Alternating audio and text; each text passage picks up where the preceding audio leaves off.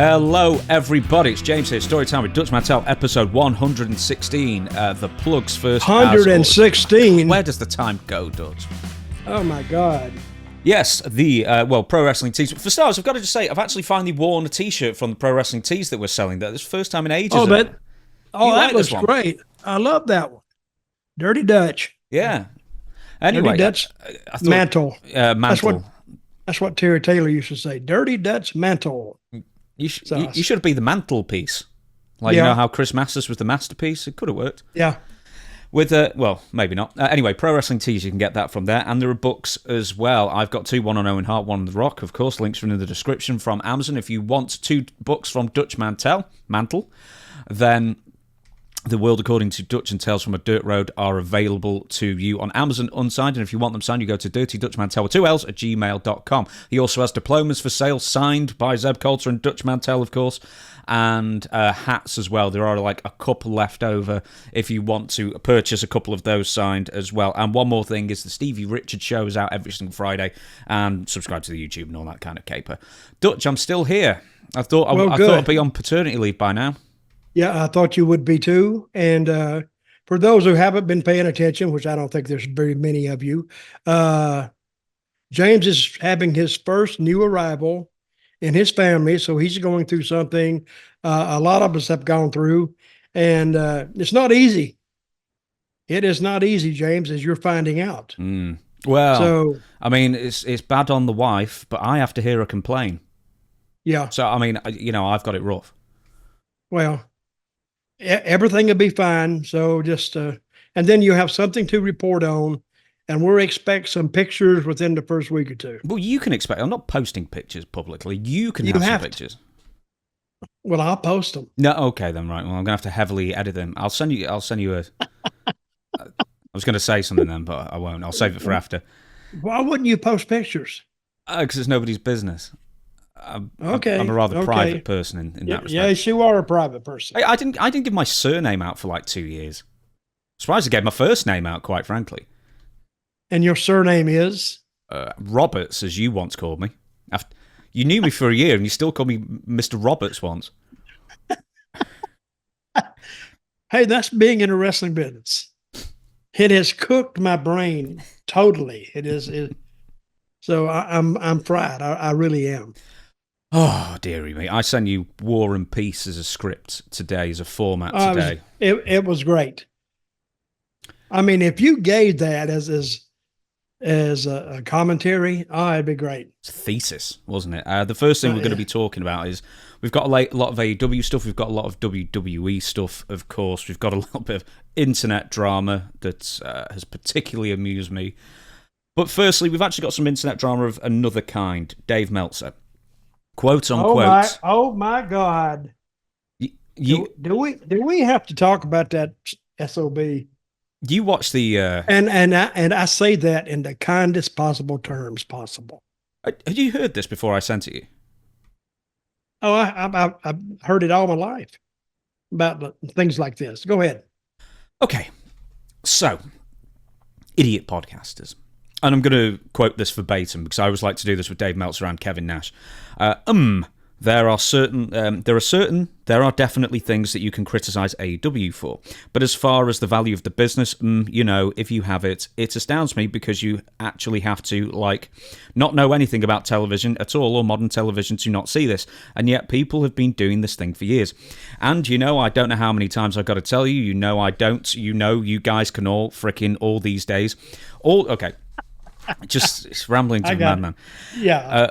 All of these podcast idiots who have been insulting me, Dave Meltzer, for all these years because I'm the one who's been ahead of the curve and you guys are still stuck, on stuff like 1990 or 2000 or whatever it was. And I mean, it's like the one thing you can do, every one of ya, is that Tony Khan is probably not going to announce this thing. This is a new television AEW deal for a couple of weeks. So you can get on board and explain, guess what? I figured this all out before he announces it. And you can you at least can look like you're not completely out of touch, even though you've been out of touch for the last couple of years. So anyway, there's a lot more. I'm just, it's just that time. It's there. It's time, Yep. That sounds exactly like him. So, but we do know one thing, that the idiot podcasters, would we be included in that or no? Are we? Because have we ever... I think this is really what I'm getting at. Have we ever said that AEW isn't going to get a new deal? So I'm pretty sure we never said that.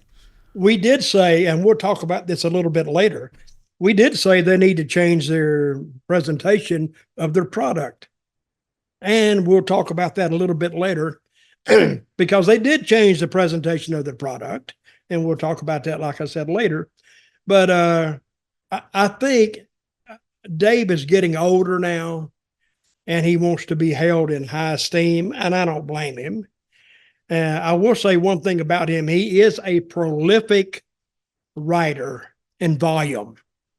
Like he just sits down and just goes and goes and goes and goes. He has to, because I don't subscribe to his newsletter, but I remember what it used to look like, because he would have to go and he would type all this stuff up, and he would go with a mimeograph machine.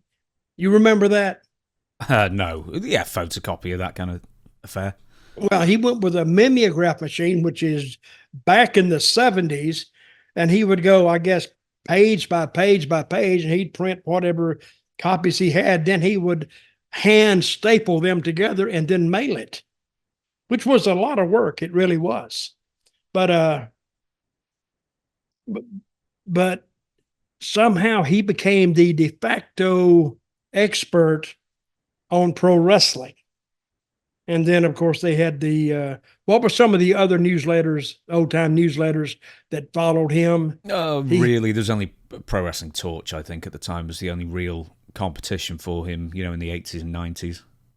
Okay. Well, anyway, it was the Observer and the Torch. But a lot of, he became like even more than the Torch. The Observer became the de facto expert in pro wrestling. And I remember a lot of the guys used to read it. I never would read it. I mean, I would read like different copies of it, but as far as being a regular fan of it, I mean, I was thinking, even back in those days, how in the hell does he know? But then I found out later how he knew more than I did, is because the guys that were actively working in the ring every night, they would call him up and, of course, give him stories that made them look better, not only to fans, but to promoters, basically. I used to know Bruiser Brody would do it. And he would throw a number out. Say you had New Japan and Old Japan, whatever they were back in those days. But he said, New Japan has offered him this much money a week. Well, Old Japan would read that and take it as truth. And then that's the way he kept his negotiations going in Japan. And I can see doing that. And they were a lot of, Paul Heyman was a regular reader, plus a regular talker to Meltzer on the phone. Eddie Gilbert was another one. Jim Ross was another one. And, and it goes on and on and on. I would like to say that I was a regular talker to him, except he wouldn't take my... Hey, that 0900 line or 1900 line is pretty expensive. Yeah.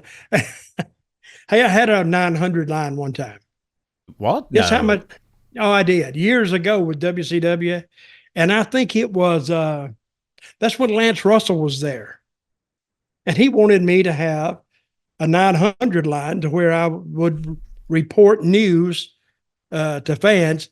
And it didn't work very well. That 900 line went out of, it was expensive as hell. It was like $1.50 a minute or $1 a minute.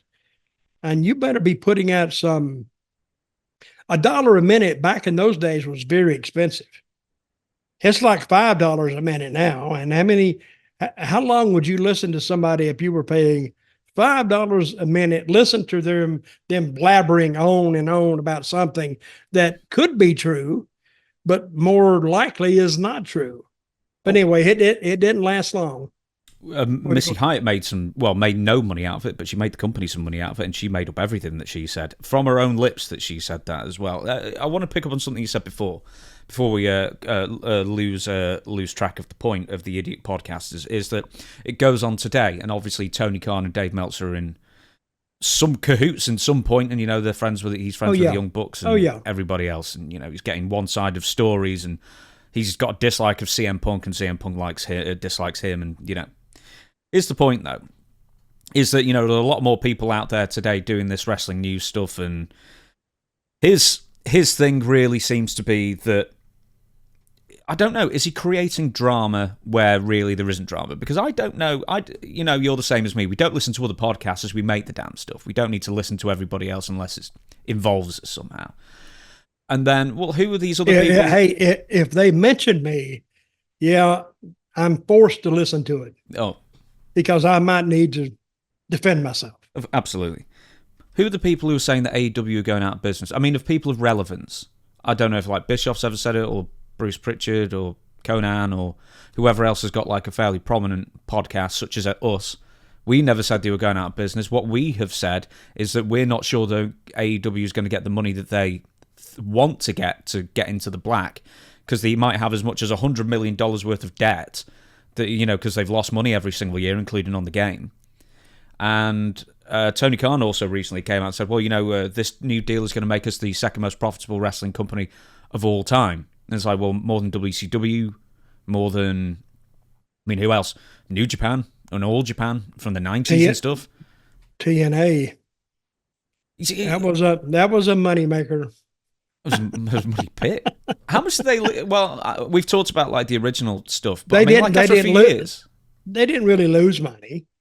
They didn't make money. They may have made $80 million in lost on TNA after a few years, weren't they? Yeah, that's what they say. Who knows? I was inside that office and still didn't know the truth. They wouldn't tell us because what we didn't even get in TNA. We didn't even get the correct buy rate. Mm-hmm. We didn't even get a buy rate.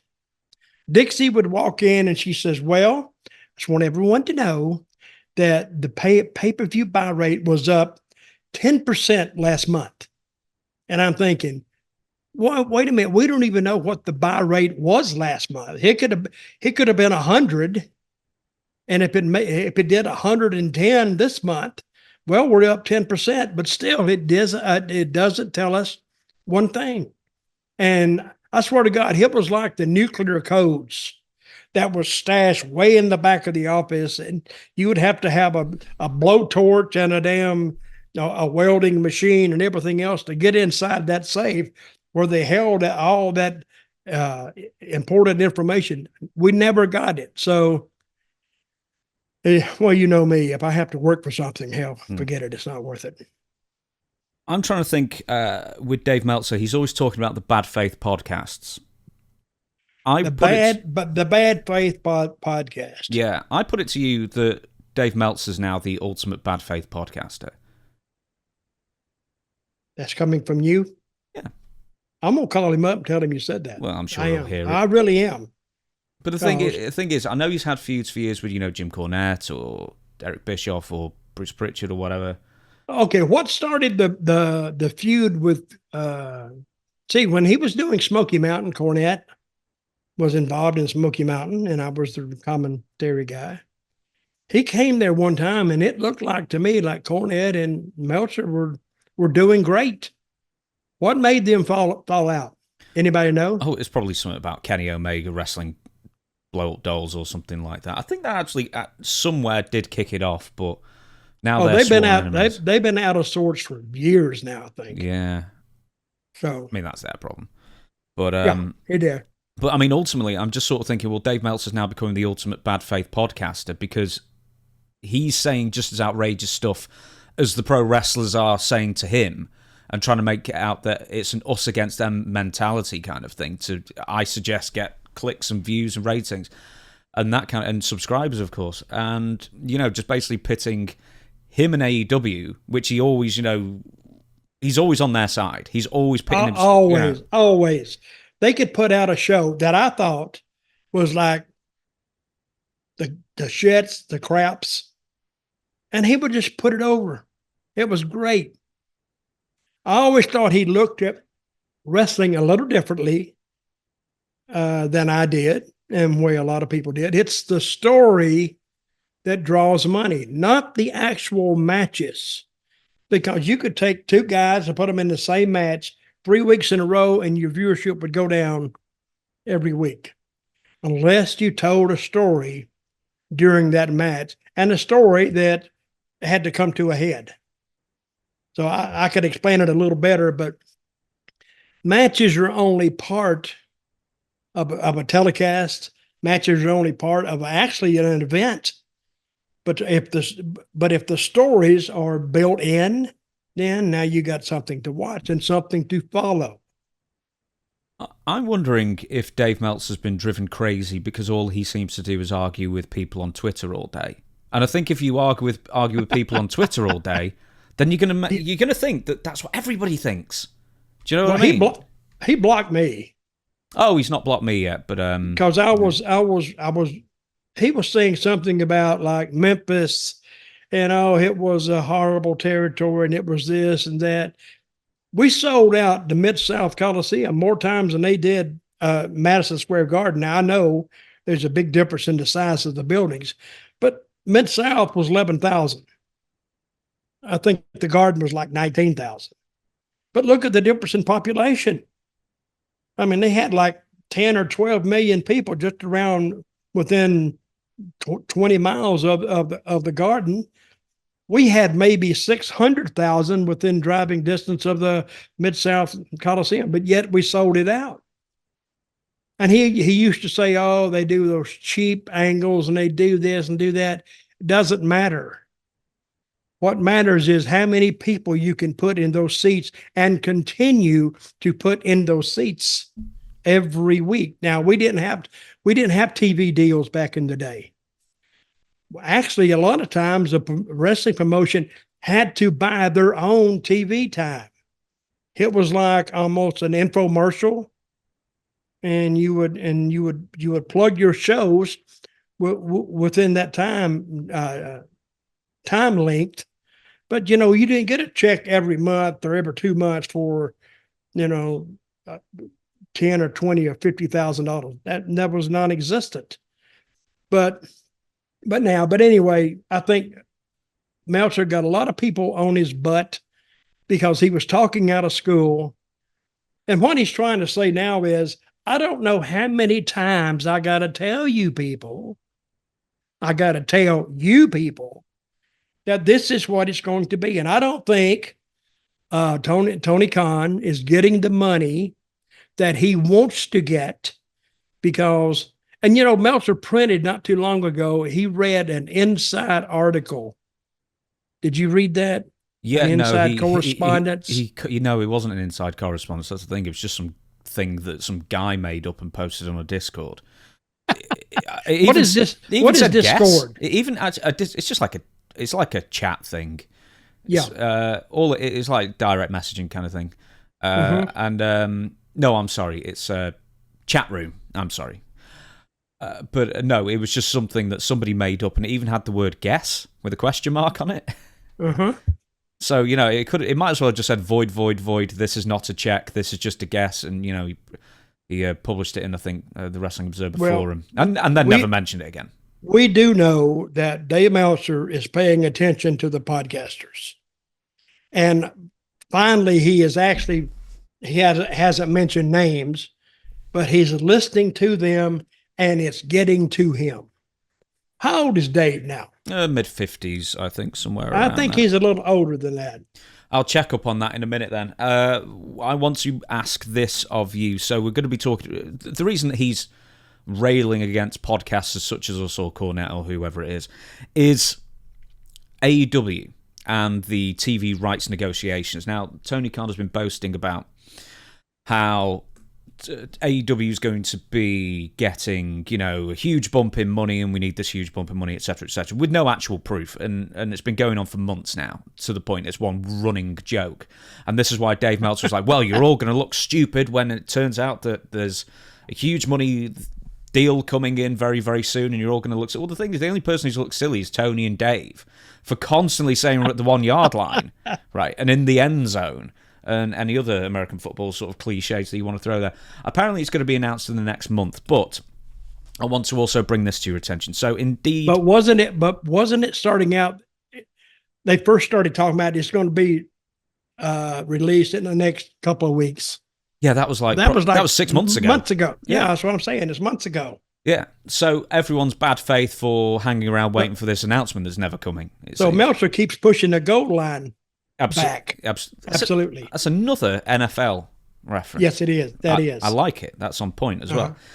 So, do AEW actually deserve this huge raise in pay? Because I'll put it to you, I'll give you a thought of mine, and I'll see what you think about that. Is that indeed, if AEW do get a massive bump in rights fees, Tony Khan would really be getting renewed despite a war of attrition with himself, in a sense, and I'll explain in a second. Pay-per-view buys, on average, are down from last year.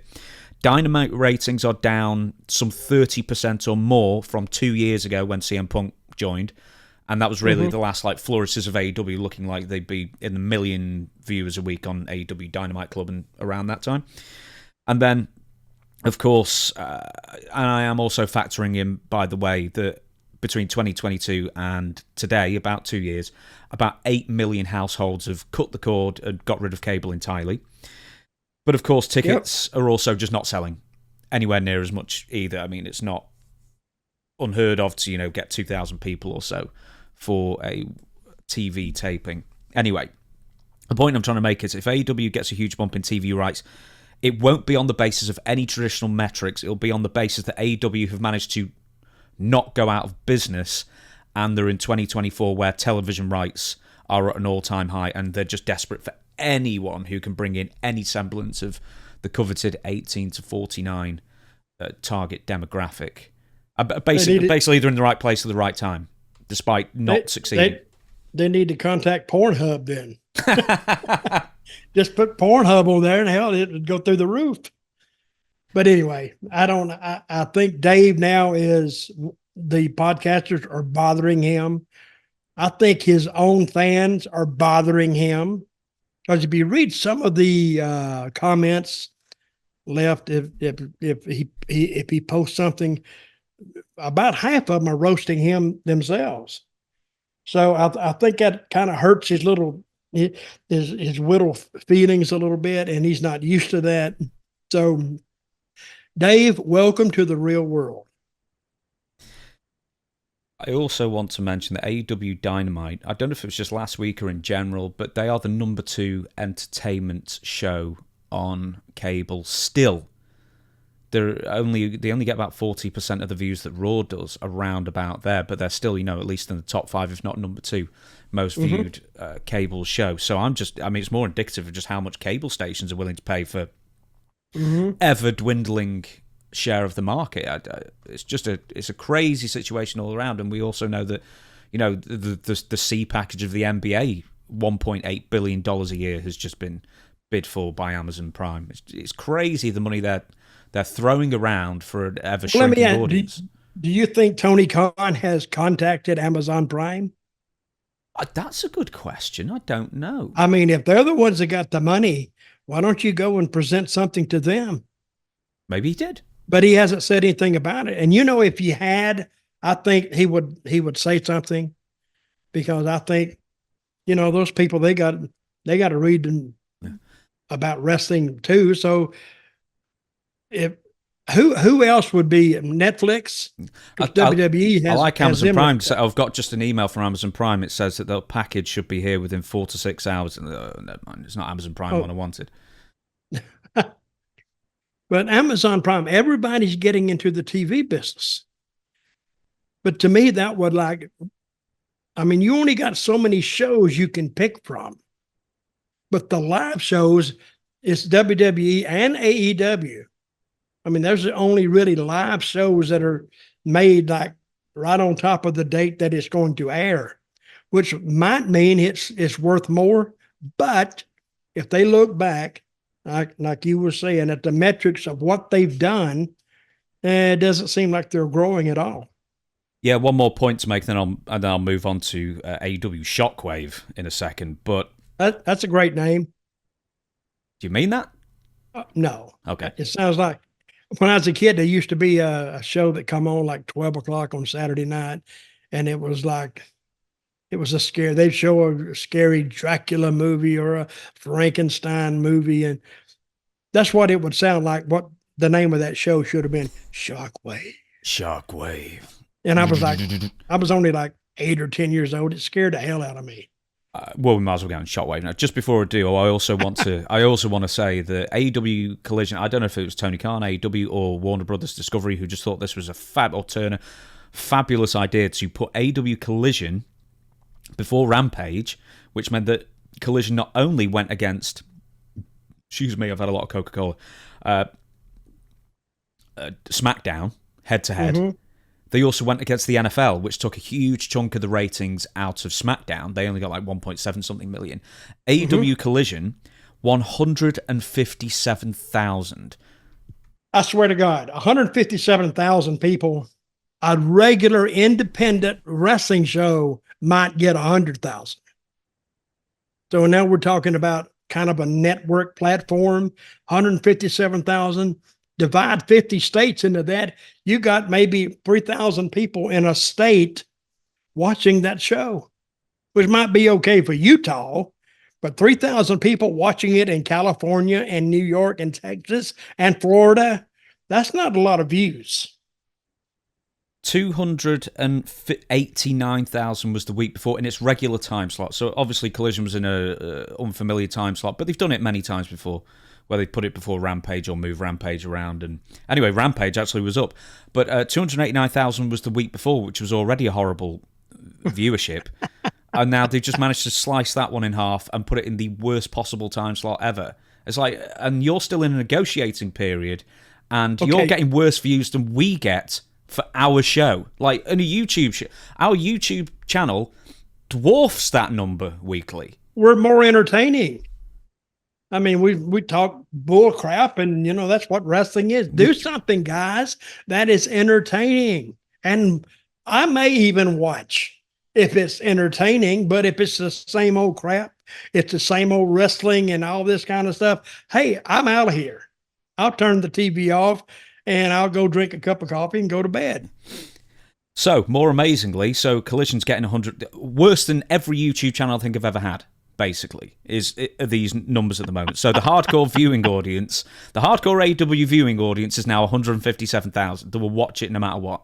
Anyway, AEW. If Tony sees this, he is gonna roast you, buddy. He's got your number. Yeah, he does have my number. He does. I'm not taking your ass cussing. I'm not taking it. I'll have to tell him I'm on a plane and. No, I just got to get in the car and drive up to Jacksonville and run him down, and give him a little slap. What a drive-by slapping? Don't you ever talk about my friend like that, you little bastard?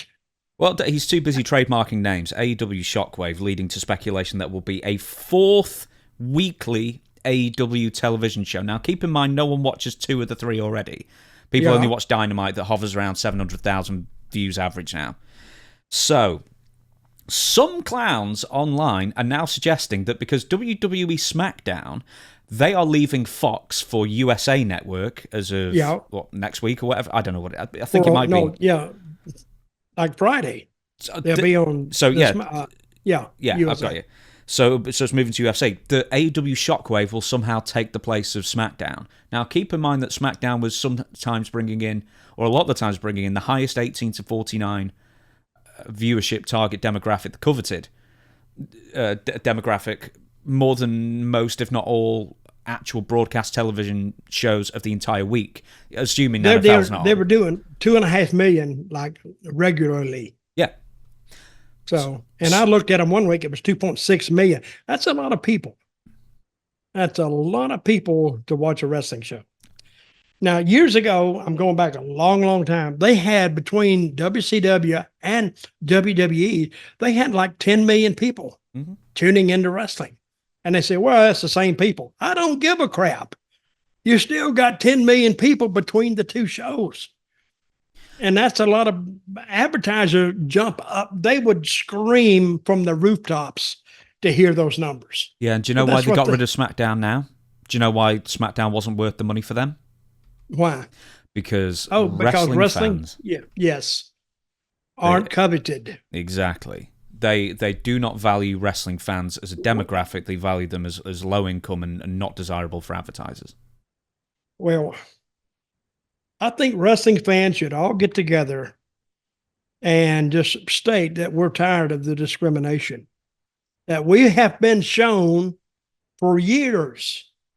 I mean, our slavery days are over. And by God, it's time now that we.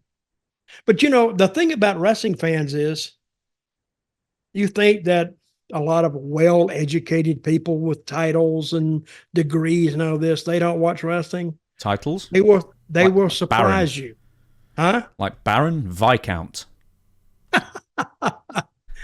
But, you know, I was talking to a doctor and he said, oh, I watch that every now and then.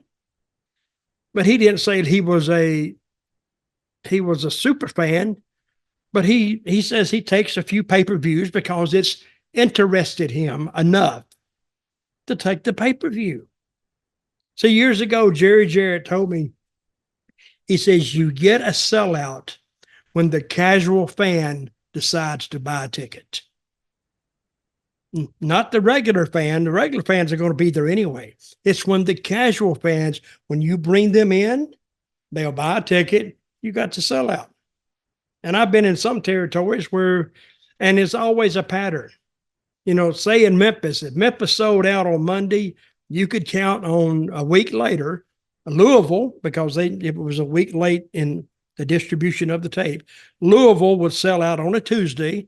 And then Evansville would sell out on a Wednesday. Nashville would sell out on Saturday night. So if you had a sellout of Memphis, you could look for at least a month of really good houses. And at one time, believe it or not, Memphis was paying well. You know, if you were making $1,500 a week back in 1981, 82, that's good money. Because you could only make about $200, $300 on a regular job. So you got somewhere that you enjoy doing what you're doing and having a good time. Memphis Shockwave. How does that sound to you? Horrible.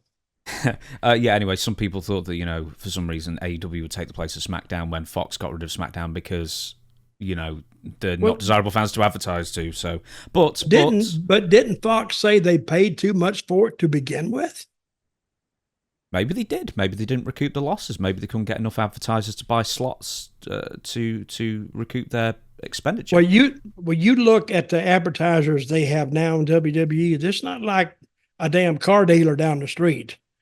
It's national ads, and actually their show is SmackDown, I think, has a good show, a really good show.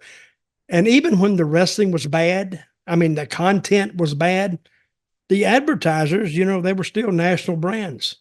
So it's not like local people advertising on it.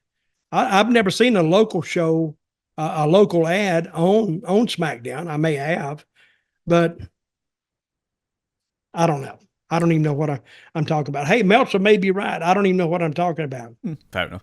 Well, but he should know because he doesn't either. So FS1, there is a chance that AEW Shockwave may be on. That's what the rumor mill is. Also, that AEW may be going on Max as well for pay-per-views or AEW Archives or something. HBO Max, that is. Also, there's one point I just won't bother making. We're going to move on. AEW All Out, the weapons controversy. Dutch. Now, you saw the what? The weapons issues, the controversy. Yeah. You're right. The what? Yeah, I'm fine. Controversy, if you want to pronounce it that way. Oh, controversy. I got that one. What did you call that? That's how we pronounce it. Controversy. That word itself creates a problem. For who? Oh, for me, for one. Oh, fair enough. Hey, we're Americans. You got to break it down for us. I'm not changing the way I speak. I know most of the people who watch this are American, but it's tough luck. So, AEW, All Out. The main event was Adam Page versus Swerve Strickland. Okay, there's a couple of different points that I think people have been making. One, there was some extreme weapony stuff happening. Yep. Two, there was a lot of it. So a lot of it sort of got washed away by the other stuff that happened directly afterwards. So there's sort of 2 points to really make there. Immediately thinking about it, also it was in a cage, where the cage wasn't really that big of a deal at all regarding the match, apart from the fact that it just impeded the view of the audience who'd paid tickets to go and see the main event. But, okay, of all the weapons stuff, we had, staples, we had, where have I written it? Other stuff as well. But then we get to the extremes. A piece of wood, there we go. Barbed wire wrapped around the arm for a clothesline. And then let's get to the first of the weapons deals that really seem to, cause some distaste among fans watching. Some fans. The cinder block. What did you see of this? Well, I saw Swerve Strickland, right? Yep. He took a power bomb on the cinder block. And it's almost like they sat down together and watched some hardcore wrestling from 10 or 15 years ago and decided to bring it all back and put it in this one match. Now, I watched it. I didn't watch it in its entirety, but they beat the living crap out of each other. You see, wrestling's not built on that. Wrestling's built on not beating the crap out of each other and make people believe that you are. They reverse that and they beat the crap out of each other for real. And now the people sit back saying, nah, fake, fake. But I'll say one thing. I'm not going to knock them. Those guys worked hard. They took a lot of risk. They did. And I even saw a comment by Ricky Morton. He said, guys, don't do this. He said, man, I took a lot of chair shots in my life, and I have trouble remembering. I'll give you the quote. Stop headshots with steel chairs. Chair shots to my temple have caused lots of damage to my memory and caused lots of concussions. I have to take specific medication from taking those shots. Please don't go through what I put my body through. We have evolved since then. Well, I was evolving back in the day when they wanted to do all that crap. Somebody said, let me hit you with a chair. I said, why don't you go and F yourself? You're not hitting me with nothing. I remember I was in a match one time with this guy, and I says he wanted me to make the show. It was me and One Man Gang. We made the show. And I told him, he said, I'm going to put you in this hardcore match with me. I said, I don't do hardcore. He said, well, but he booked it anyway. It was a hardcore match. So when I got to the show, I pulled him over and I said, wait a minute, this says a hardcore match. What did I tell you? He said, I know. He said, we'll work around it. Thinking that when we got out there, I would change my mind. Well, I says, we went and had the hardcore match, but guess where the hardcore was done to? Oh, on the guy. Him. Yeah. No, to him. Because when he'd pick up a chair, I'd kick and take it away from him, hit him with it. And I didn't do anything. I gave him the finish, is all I gave him. And he came back and he was crying. I said, what are you crying about? He said, man, I called it a hardcore match and you're the only one that did it. I said, listen, next time I tell you something, don't book me in a match that I told you I don't do. Why would I go to an independent show? I don't know this guy from Adam's House Cat. So I'm going to stand there and let him hit me with a chair? I mean, I'm nuts. I'm crazy, but I'm not that damn crazy. And, what always amazed me about the headshots is a guy would just stand there and put his head up or duck his neck and take the chair. No, my hands are going up. I don't trust, when guys are using weapons like that, your first priority is to take care of yourself. And I always did. So, but the match, I think he's going to have maybe not back problems or lower back problems, but taking that, he got cut. They took a lot of chances to power bomb somebody on that. I don't care. I don't know how can you protect a guy by picking him up like this and setting him down in the small of his back on a concrete cinder block. It's crazy. But they took it. And the last part is when he hit the chair and it went all the way down on his neck and he was laid there like that. Mm-hmm. So, but I hear they gimmicked the chair to where it would do that. But still, I don't know. I think that, to me, I mean, if you'd like that, you'd like that. But I think you turn a lot of your audience off of some of that hardcore stuff. See, hardcore appeals to men. It does not appeal to women. And women are half your viewing audience, I would imagine. So not AEW's. AEW's is like, what, 20%, 25% women? Well, that's what ECW used to have. If you look at some of their old tapes in the old Philadelphia arena, they had it's all guys. That's a sausage fest. Oh man, it's all guys and all. They're going, hey, who this, that, and the other. So, but Paul Heyman found a market, and he went after it, and he got it. So, but anyway, you got to look at it. This was a pay-per-view, right? Yeah. Let me ask you this, because there's a couple more points I'm going to get to with the chair and the syringe and stuff like that. But there's tons of points actually. Apart from like FMW, and that's in Japan. In like America, I know ECW had some success 20 odd years ago. But in the modern era, I think, we watch these botches, we watch these stupid people setting themselves on fire and going through tables and blah, blah, blah. Well, how many people are in the crowd? 10, 20, 30? Yeah, less than 100.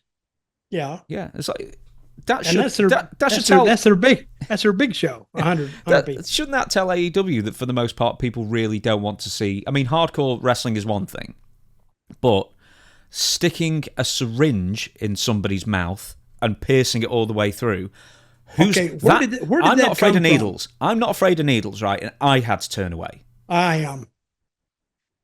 Brother, I'll tell you what, if he'd have come out with a needle and didn't tell me about it, well, first of all, if he'd have told me about it, I wouldn't do the match. If he'd have come out with a needle and I didn't know about it, I'd be up and out of the cage. I'd be gone. Now, where did that spot come from and what's that supposed to do?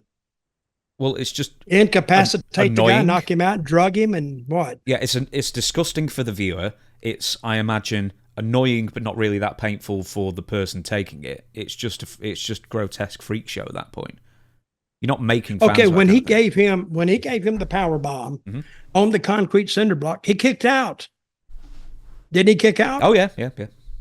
And then the finish came when he hit him with the chair, and that was the finish. But I'm saying, if you take a cinder block, you actually take away the effect of it by having him kick out. I don't know.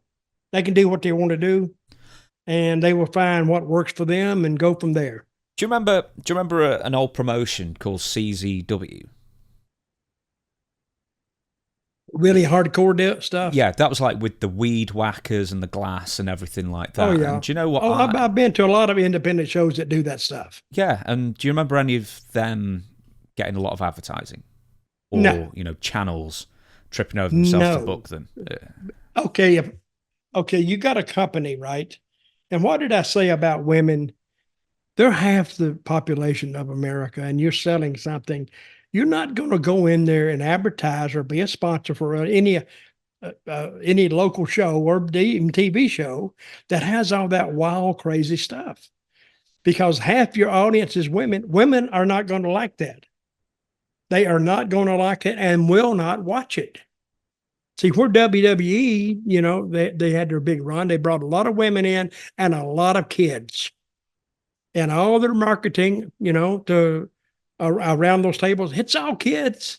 A lot of it is, and they're coming by this and this and this. That's why their gimmick sales are so good, because they sell to women and they sell to kids mostly. The other thing is, this was all in one match. As I say, splinters of wood, that sort of harkened back to, the old NWA, but staples and clotheslines with barbed wire, and then we've got syringes in the mouth, we've got power bombs and vertebreakers on concrete, we've got the chair shot. I've never seen a syringe in the mouth. I never saw that. Do you ever want to see it again? No, but I can say I saw it the first time, and that'll be probably twice I've seen it. First time and last time. Hope I don't see it again. And I'm thinking, wait a minute, he pulled the top off of. Where did he have that syringe during the match? In his tights. Okay. No, he went for that object in his trunks. Okay. It would be funny, though. Here's the thing. Wait a minute. What if he just stuck himself with it? And all of a sudden his arms is loose. Anyway, I always throw a little comedy in there, so it lightens the mood. Here's the thing. Why isn't someone in the back stopping them? And I'm not like all of these individual weapon spots themselves, for the most part, would maybe not the syringe, but everything else would fit as a finish. So what you've really done is you've gone for like 6 or 7 extreme weapon spot finishes, and you've just lumped them all into one match. Yep. So none of them really stand out. It's like, shouldn't the headline be got power bombed on a cinder block? But it's not. It's the syringe in the mouth. And then that wasn't. It was the chair. Okay, if he'd got power bombed on a cinder block, got pinned, and the people are going to believe that.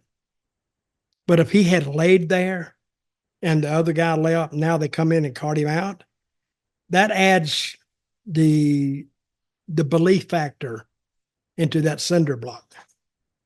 Mm-hmm. And if he's having back trouble for the next week or two, what does it matter? He's getting paid anyway.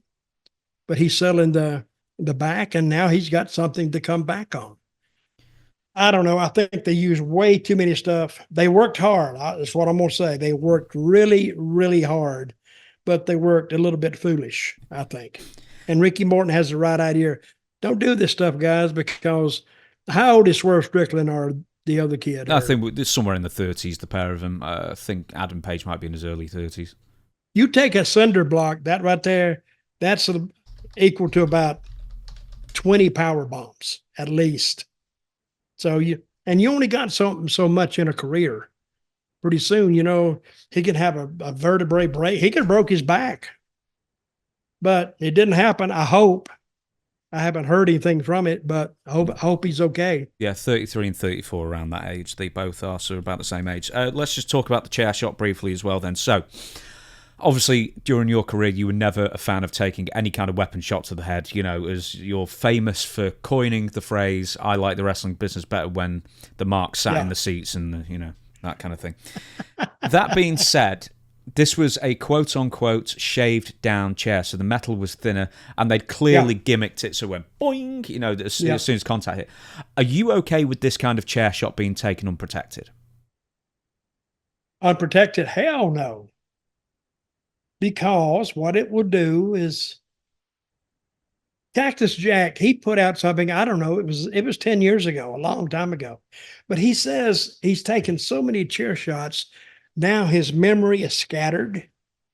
And I don't know if it got better. I don't know how your memory gets better. But he said he was going home one night. Now, this was his words, not mine. He was going home one night in his car, and he got lost going to his house. And he attributes that to all the chair shots in Japan, all the chair shots in WWE, plus his affiliation with Terry Funk. And, I mean, it's not good. I mean, you can love wrestling, but love your body a little bit more. Because, wrestling is going to come and go. And finally, you're going to get too old to do it anyway, except watch it and talk about it like I'm doing now. I damn sure couldn't do it. I wouldn't even attempt to do it. I mean, even if I could still get around a little bit, I would not attempt to get in there because, first of all, I'm going to get hurt. Second of all, it looks like crap. And I can't win it anyway. But no, I don't take chair shots. I don't take the table shots. Going through a table, I didn't mind those too much because, it was just, you hold weight would crush the table. You're okay there. But if a guy just gets off a little bit and hits you with an edge, you could just be covered in blood and not even really know it. I mean, you feel the initial thud, boom, and then all of a sudden, if a screw catches you, or very dangerous. And what makes it so bad for a lot of these independent guys, they're not experienced. Their opponents are not experienced. So it's a wonder more of them don't end up in a hospital with really, really serious injuries. And I don't think we hear about 75% of them that really get hurt. I'll mention two more things about this and we'll move on. One is Adam Page and Swerve Strickland. I can't quite tell who's the babyface and who's the heel, because Swerve, at least, he started heel, then babyface again, then he was heel again for Bryan Danielson, now he's the babyface again, I think, because Adam Page set fire to his childhood home. But Adam Page came back and he was a babyface briefly, then he was a heel, then... It's not very well defined. They don't even know. I think they call that, they're both like tweeners. Both of them have their own fans. But still, that doesn't tell you which way to go. If you're trying to read that crowd, I don't know. Okay. Hey, it's got to a point now, I can't even tell what they're doing. Okay, with that being said, do AEW and WWE, but we're not talking about WWE, we're talking about AEW, does AEW have a duty of care to their pro wrestlers and stop them from doing stupid stuff? Almost like, CM Punk and Cry Me a River when Jack Perry tried to do the glass thing. Someone was a voice of reason say, don't use this. And then there's a big folder all over it. But I don't think they have one there. I think, Tony, you could tell who put this match together. Oh, the guys. Strickland and Page, they put it together. And then when they present it to the agent or the guy that's going to shoot it, they lay all this stuff out and they say, oh, go do it. Sounds great. It sounds great. Because if they have a guy saying, I don't know about that chair shot. Oh, man, we worked on it, and they're both lobbying for it. So, and if I was the agent for it, I'd say, go for it, guys. I don't want you to do it, but if they're going to do it, they're going to do it. Well, yeah, that's what I was going to ask. I mean, they will know, anyone in this generation of wrestling or any sport will know the risks of head trauma, know the risks of CTE, know the effects of CTE. Or most. But they're young. But they're young. They're not that young. They're about my age. They're a few years younger than me. I mean, I knew.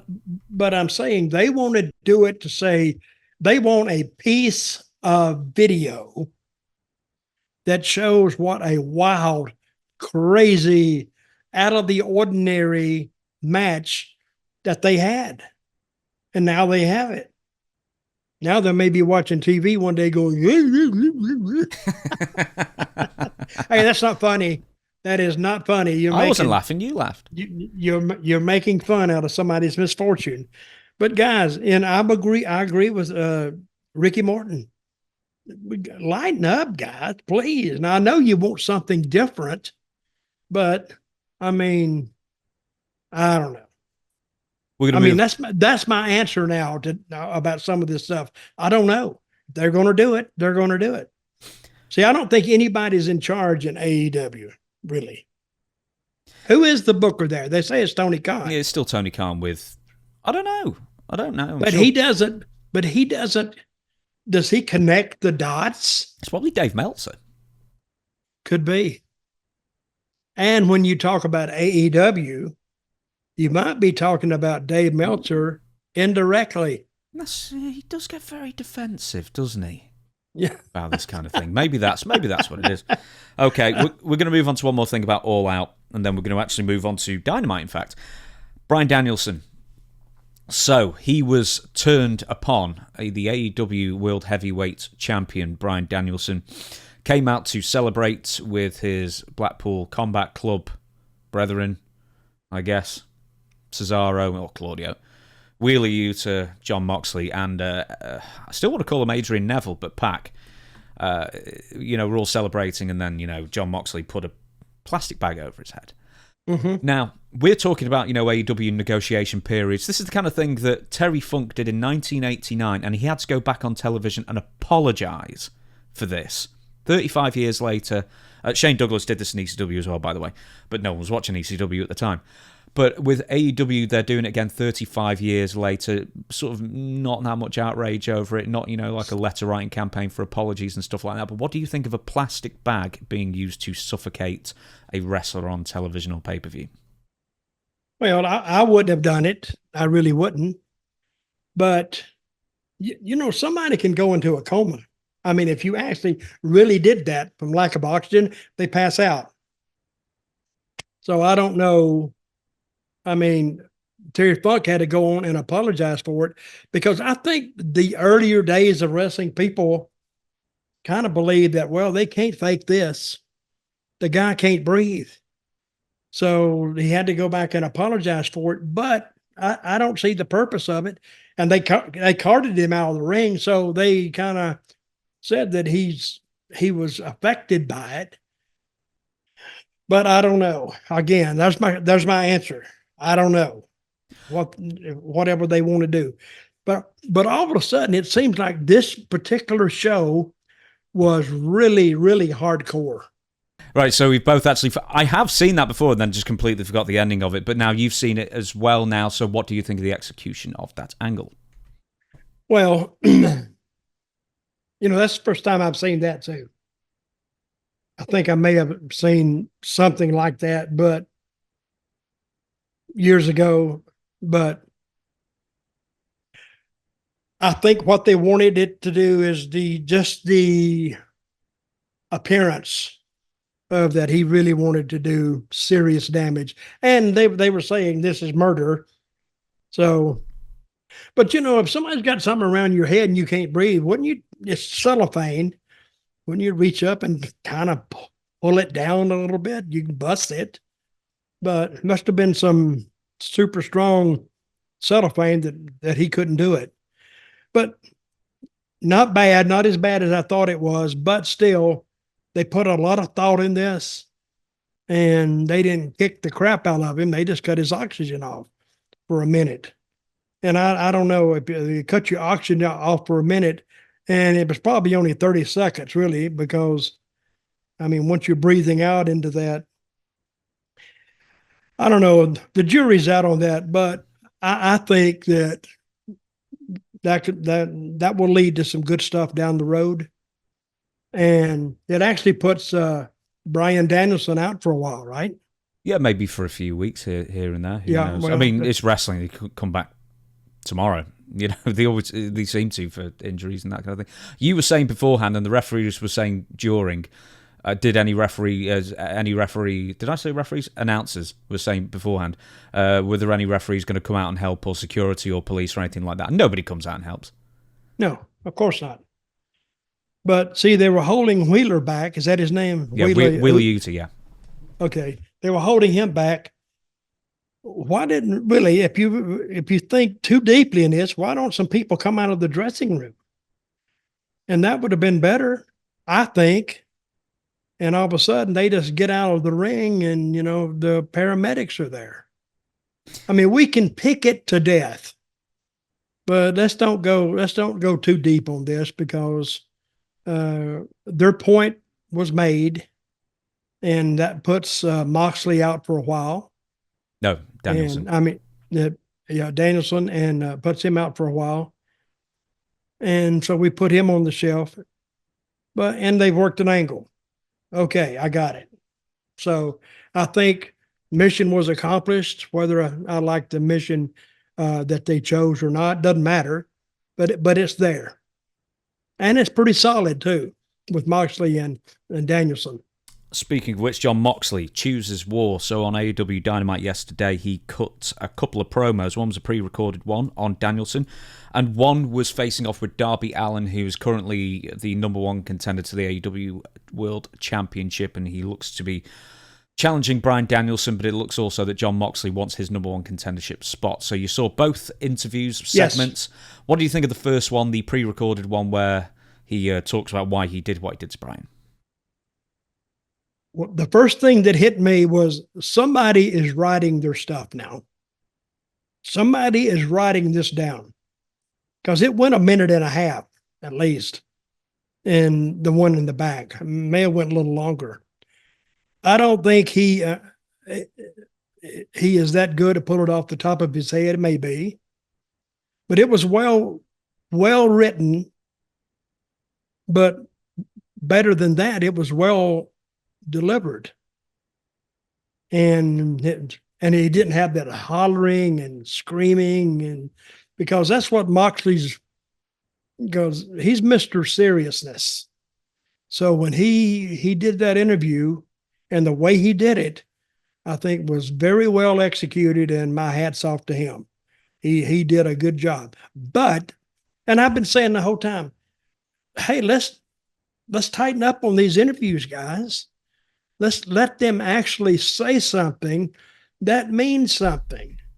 So now they may have listened to this podcast enough. And when I keep saying, tell a story, because when you tell the story, the angle stretches farther. Instead of just, oh, I'll hit you in the head with a 2x4, and then next week I'll hit you in the head with the 2x4. Well, by the time you get to week 3, now you're back where you started. If you both hit each other, one guy got even, one guy's trying to, not get hit in the head. But now they've told a story. Now I've always said it's not the first thing you do an angle, it's the second thing. So by leaving Bryan Danielson off, if that's what they're going to do, and just talk about it, they'll need an interview or two, just laying down with oxygen on. He pulls it off, and that's all he's got to say. He said, I'm coming back. You're not going to put me down by that. And that's telling the story. So now we're waiting for him to get back. Of course, by this time, Moxley is off on another pursuit. And, somewhere along that pursuit ends, Bryan Danielson is going to come in and they take off. That's the story they need to tell. But I could tell very quickly with these two Moxley interviews that somebody, I don't know who, is writing these interviews for Moxley or for the other people, and for, what's his name, the guy with the blonde hair? Darby Allin. Wrote it for him too, because that was very well delivered too. And that's even better than, them going in and fighting back and forth, and, because that's so worn out. But just let them talk to each other. He gets out and leaves. Hey, the woman with Moxley, that's that Shafir girl? Yeah, Marina Shafir, yeah. She's the UFC or the MMA girl? Mm-hmm. Yeah, okay. I saw her. I didn't even recognize her. You're not a bad looking girl. I'm just having a look. She is Romanian, Moldovan-born professional wrestler and former mixed martial artist as well. Mm-hmm. Where'd she fought? Is it UFC? No. I don't know. No. Her last fight was in Invicta, I guess. Okay, then. She seemed like she was doing the mean mugging China thing. Just that's more Taz, I think, actually, suppose. And I think that's the best thing for her to do. Mm. Seen, but not really heard. She don't have nothing to say anyway. I mean, she just stands behind Moxley, and that's it. I don't know who put that together, but that's a good combination. So maybe I think Tony Khan may be listening to this podcast, where we usually just slam AEW for their stupid stuff, but they've done some good stuff, even though I think they went too far in some of it. But at least now they have 2 angles that are brewing. Page and Strickland, he's got to go out for a while.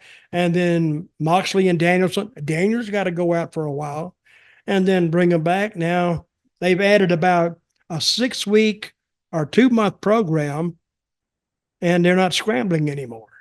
So I'm glad they did this. I don't know if this is Tony Khan putting this together or who helped him, but I'd like to know. Yeah, there's been a couple. Hey, I bet I could call Dave Meltzer, and he could tell me. Yeah, he could probably say, yeah, he could probably say, it was my idea, Dutch. He could do that.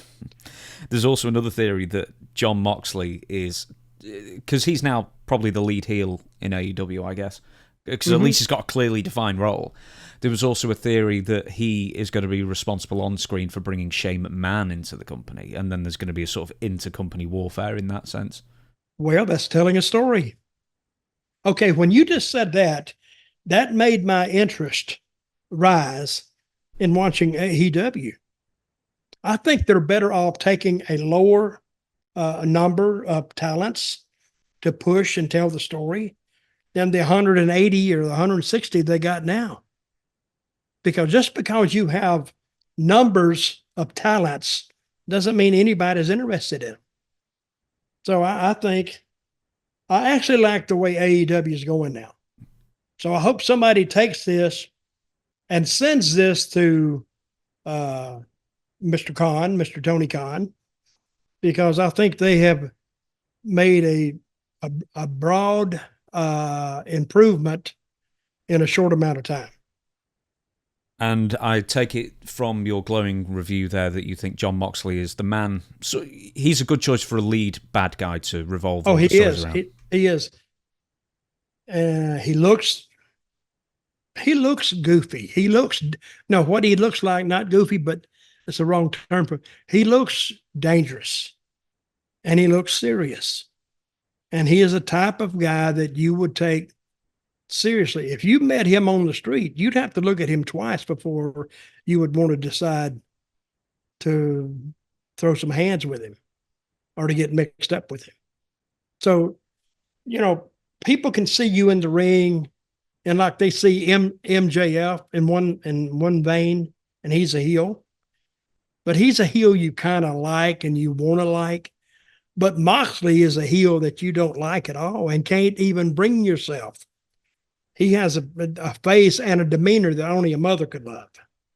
So when he presents himself to the general public, I mean, he's putting it out there that, hey, don't mess with me because, I got some more tricks I could use I haven't even thought about yet. Now, we're going to get to some WWE stuff. This might be a bit of a short segment. Woo-hoo! Woo! Okay. WWE Headquarters being sold. How many times did you go to WWE Headquarters, by the way, the original ones? Oh, I didn't go a lot of time, but I did go like 3 or 4 times. And I went there on a Saturday one time, and I don't know why I went there. I think I was with... It was like a tour, wasn't there? No, it was like I went with Kevin Kelly when he just kind of started with the company. And we were up in that northeast corridor, or whatever they call it, and we were going up to Maine or going somewhere. And I don't know how it came up that he had to go there and pick up something, and I was with him. I don't even know if I think he was there. I don't know if I was with him or not. I can't remember. It's been 30 years ago. But we went in the production area and, kind of toured around and went upstairs and saw Vince's office. But it wasn't anywhere near the size it is now. That's 90,000 square feet now. That is massive, to have almost 100,000 square feet and 7 stories. 11 floors, in fact. I've got it here. 11 stories. Yep. That is big. So, but do they have any buyers on it? We don't know at that at the moment, and the really annoying thing is we don't know how much it's on sale for. They just said it's subject to offers. So you have to write in, and then they'll tell you if you're serious. Why don't we make an offer? What would you offer? Hang on. I've got my wallet. One sec. I've got £25 and 2 receipts, including one for a yodel for sending a parcel. Oh, so that's how good. much have you got? I got about $45 right now. So we could combine that. Hey, we could do a group fund and see what we could get. I nearly but you could look it up. 90,000 square feet average rent in Stamford, Connecticut. What it would go for. I was gonna do that in one second. Let me just cover up all the relevant information. I was gonna say, look, I've got a Gold American Express card. Maybe we could Woo! I could put a few grand into it if you're willing to. But it's a big place. It really is. Let's move on then. The return of WWE's Saturday night's main event. So this is from wherever it's from, I don't know. WrestleVotes reported WWE to be would be announcing a primetime special on NBC, perhaps on a Saturday night in December. The deal getting SmackDown and USA included 4 primetime specials per year on NBC. We were told by WWE that the return of Saturday night's main event will be announced very soon, so that would indicate this is accurate. So WWE had Saturday night's main event from like 85 to 92. There's a couple on Fox as well. 2 hours. It's funny, they change time. Sometimes they're 1 hour, sometimes they're 2 hours, sometimes they're 90 minutes. It's just whatever they fit in, I guess. And then they brought it back in 2006 for about 6 episodes. And the thing is that back in 2006, they had Raw, they had SmackDown, they had ECW, they had all the B shows and C shows going on at the time. And there was so much, and all the pay-per-views, there was so much wrestling. Not that there isn't tons of wrestling now, of course, but it was more the Crash TV style where just so much happened on TV all the time anyway that 2 or 3 more hours of a special meant nothing. Whereas, I mean, and you'll, I'm sure, agree with this, Dutch, is that storylines in WWE progress so much more slowly, but in a good way, that you can save a big angle for a big show such as this, and it will mean something. Right. Well, let me just say right now, would you watch NBC Saturday Night Live, Saturday night? I would. I definitely watch the first one. I definitely watch the first one to see what they say for it. Because, and I think if they did that, they could advance their stories. Now the whole country, you don't have to have USA or Netflix or any of that, or Raw. Where is Raw on? USA currently, Netflix at the end of the end of the year. But I think that really helped WWF. It was WWF in those days, right? Or no? No, 2006 was WWE. Okay, in the but 90s when they first started it, though. Oh yeah, F. Yeah, but that got a lot of interest in WWE, and it's coming along at a time that their dolls and all their merchandise are going on sale for Christmas. So when they go in all these stores, all of a sudden that WWE stuff is going to be slapping you right in the face, and the kids are wanting it, and they're going to have a big year. I don't think Endeavor, I'm sure they foresaw all this, but I think if Vince was still in charge, I don't think they would have shown anywhere near the growth they've shown in the last year. Because it's a different system and it's a slow moving train, because Vince, he wanted to take airplanes. Triple H, he'll take the train, and he's slow in getting there. But when that cargo gets there, it's well worth the trip. Is that a good way to describe it? Yeah, it takes the scenic route. Absolutely. And the people enjoy it, and you enjoy the ride. Did you actually ever watch any of the Saturday night's main events back in the 80s? I know you were working every day, of course, but did you ever tune into any of the specials? Oh, yeah, I did. What do you think of the original ones? What feeling did they leave you with? Well, the feeling it left me with, it was good. It was wrestling still. And they put the good matches on, and it was a good show. But I think more than what it did, it created awareness of WWF and professional wrestling. It created that, hey, this is still here, and we're not going anywhere. And, and I think it created a lot of fans. I really do. And in a good way too. So, a wrestling company, they look at their pay-per-view buys and their house shows and their live events, but it creates, and I mentioned before, an avenue for the merchandise, a huge avenue for the merchandise. And if a kid's watching it, and that's why I say that wrestling is for kids. They want to buy all this stuff. They want to have all this stuff. And no telling how many kids out there want to be pro wrestlers. That's why the independents, I don't know how many independent groups they have out there, are independent wrestlers who just wrestle on a Friday night or a Saturday night or maybe a Sunday, and they have jobs. But that's what they would really like to do. They would like to be able to make a bid to be accepted to NXT and move up the ladder. Who knows? One of them could be John Cena. One of them could be Brock Lesnar or Roman Reigns. So you don't know. All they got to do is try. That's all they got to do. And the answer could be no. What are you looking at? There's really heavily raining, and I've just realised that having a flat roof for an office.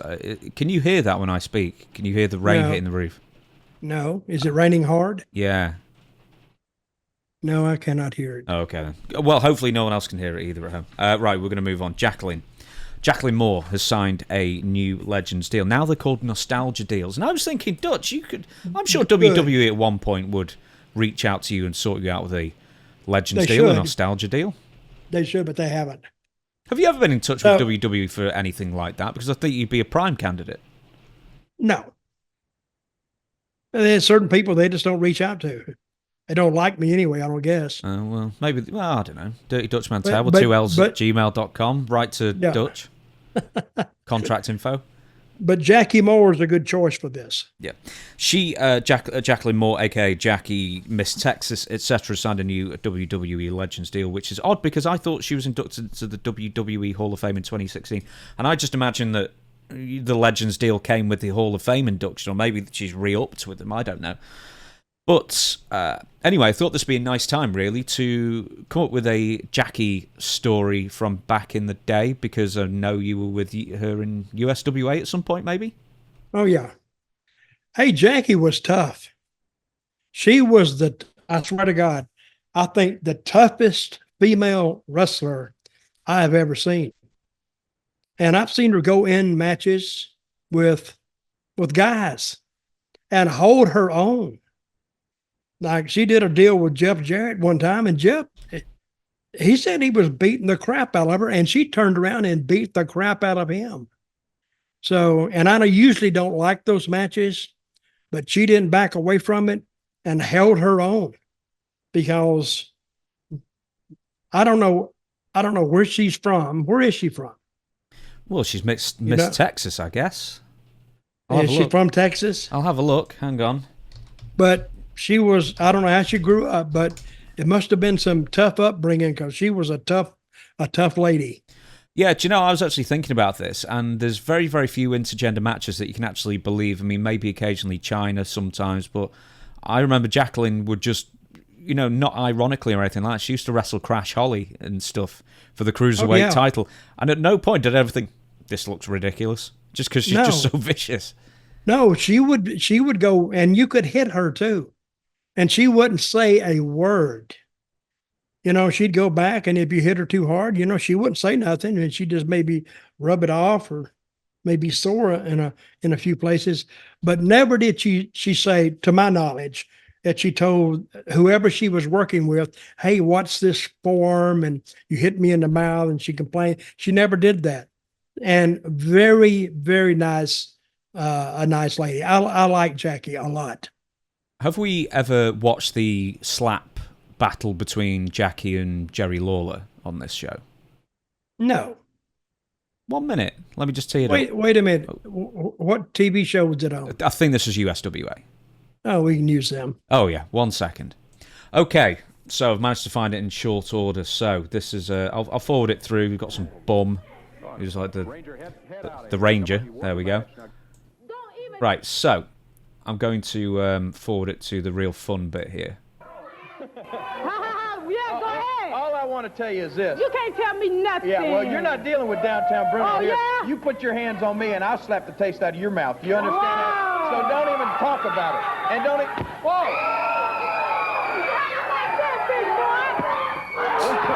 Whoa! Holy cow!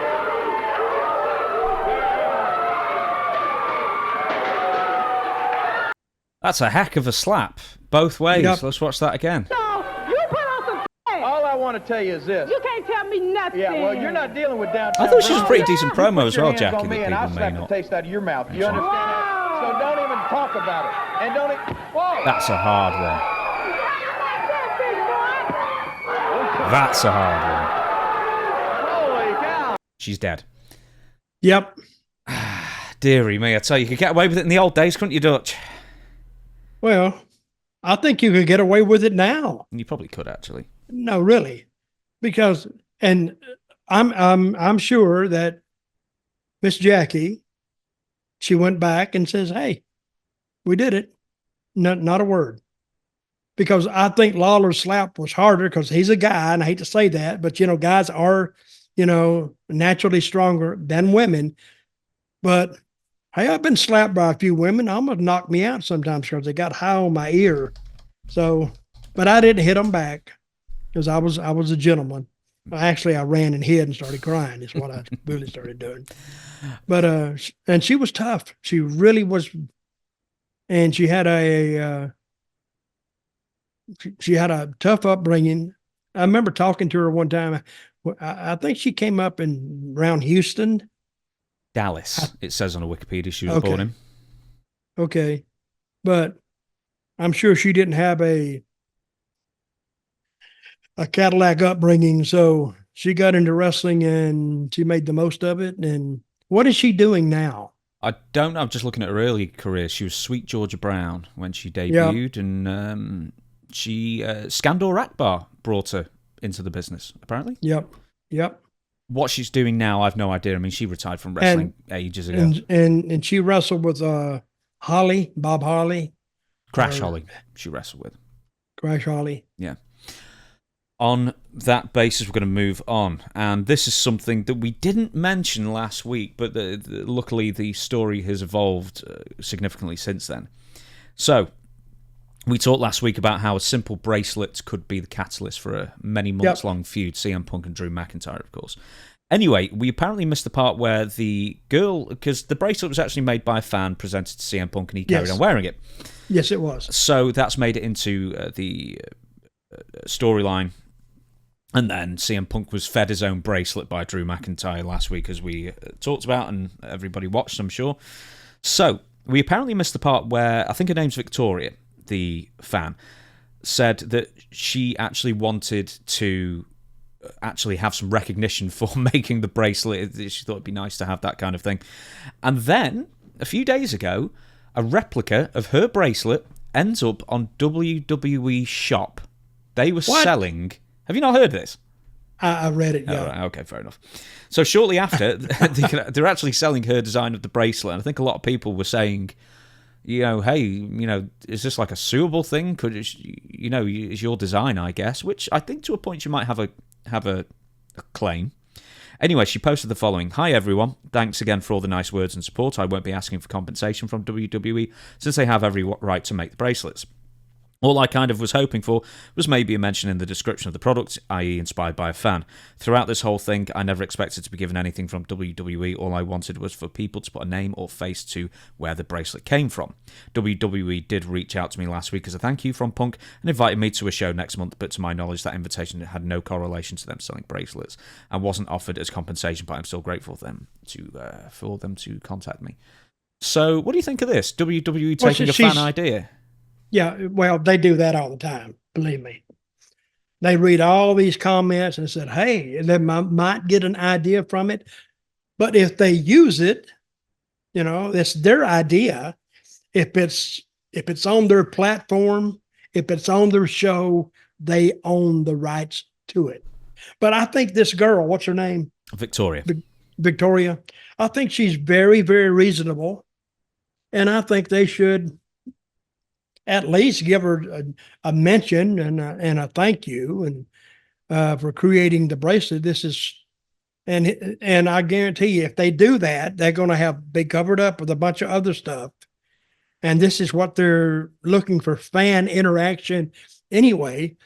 And she's not asking for any kind of a monetary payment or settlement, but she just wants recognition. And I don't think that's out of line with what they could do. I don't blame her. Here's a question for you.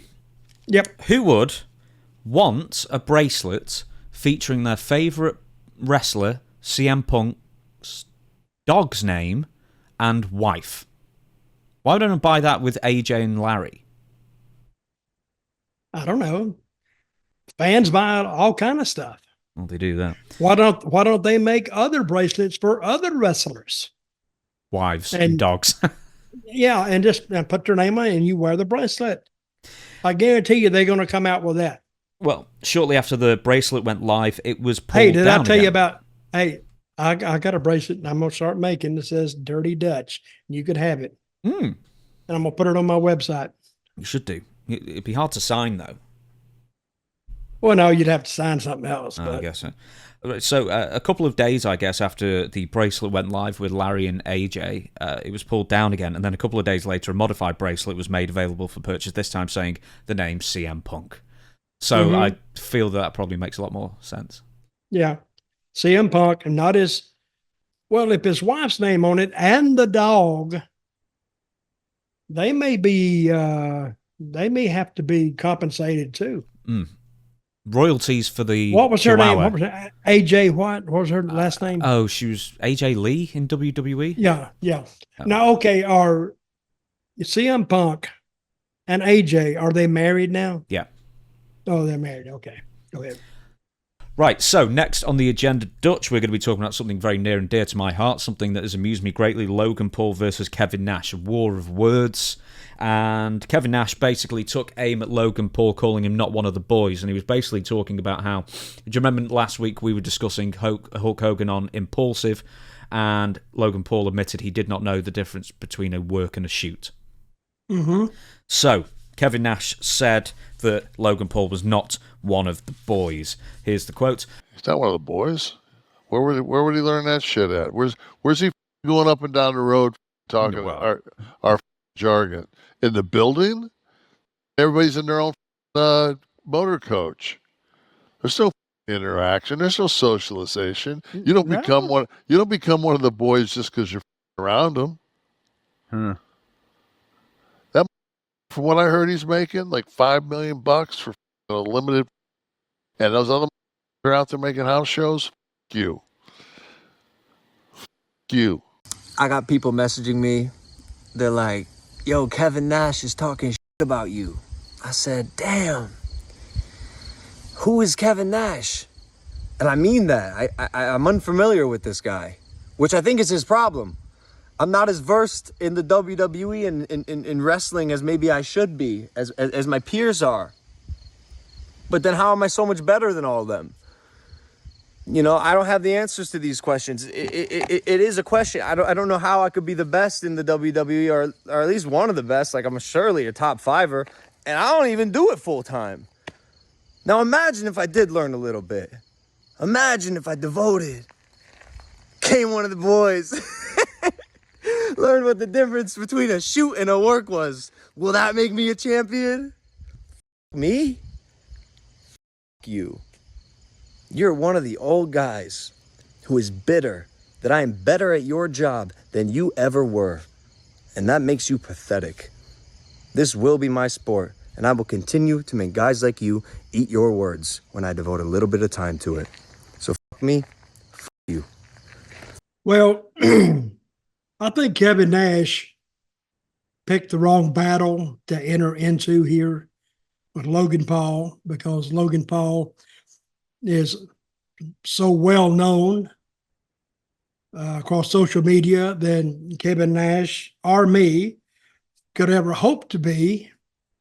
And just because he doesn't know a term, and even if he did know the term, I think Kevin, it sounds like to me, he's jealous that he's making so much money and not making any live events other than the pay-per-views and the TVs. So that's not for anybody else to say. And I wish Kevin really hadn't have said that, because it does make him look jealous and envious. And it, I think, paints him in a bad light when he's saying that he doesn't know the business. And Logan Paul came back and he says, so a shoot and a work, so what? I don't know the meaning of those. but he has taught himself how to do certain things. And I'm amazed at how much Logan Paul has learned. Is what, 2 years or 3? No, about that. Yeah, 2 years. Okay, 2 years, or how much he's learned. But you can tell that he is an athlete at heart. And when he did that dive off the top turnbuckle to that table, I'm thinking, wow. I wouldn't even think about doing that. And I've been in the business for how long I was in, but I would never do that. So, but he's making money, and he's not, it's a business with Logan Paul. And when he talks about everybody pulling up into motor coaches, the big buses, well, that's the way they travel now, because they're making that type of money. Even when they had the motor coaches going, you know who never had a motor coach? Go on. Kane. Kane never had one. He drove a little bit of a cheap rental car, and always did. And I don't know if Stone Cold had one either. May have been a little bit before his time. Yeah, I think so. But yeah, I think this makes Kevin and I like Kevin a lot. And I wish he hadn't kind of tried to pick this battle, but in so doing, he may be smarter than what I'm giving him credit for, because he knows he's going to get hits. He's going to get hits, and it's going to go viral, and there's money to be made there. But I don't know. Logan Paul came a long way in a short amount of time, but see, he's a businessman too. He's not strictly a wrestler. He owns another, a whole lot of other stuff, the prime time, the drink he pushes and all this. So his mind is not completely based on wrestling. So he took it over as almost a side hobby, really. And he's done very well with it. Kevin Nash is the wrong messenger for this, surely. Well, when he's talking about Kevin Nash played college basketball, and he was an athlete, but he never did the moves that Logan Paul did. Never, because first of all, he's 6'9" or 6'10" or whatever he is.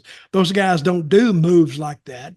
So, and I guess the times have gone by.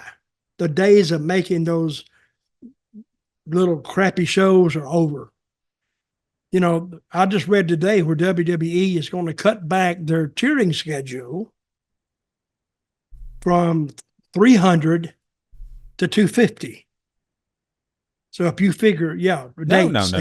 Days. WWE aren't doing anything like that now, and they're cutting back further. Pretty much getting rid of all house shows. They're going to cut them back from 300. Including NXT. You're right. I'm sorry. Yes. Yeah. They're going to cut them back from 300 to 250, and then 2026, I think they're going to go back to 200. So basically, they're going back to pay-per-views and TV. That's all they're going to do. I want to pick up on something you said before. Then you said, well, maybe, the whole checkers and chess thing, maybe Logan Paul and Nash have got something worked out. I sort of doubt there's anything worked out there, but Logan Paul's sort of given Nash, in wrestling parlance, the rub. And, it might be good for his podcast or whatever. But ultimately, I mean, all that's happened is Logan Paul has just absolutely decimated Nash with facts for the most part. And that's why I said he picked the wrong battle. But there's no win for Nash here, because he might get a cursory, bump in views or whatever, and then people will move on because there's nothing to latch onto other than, well, Paul might be right there, and then just move on to the next thing. Well, Paul comes off as a braggart, but he can do that. He's a heel. That's why I'm better than everybody else in the WWE, and I picked it up.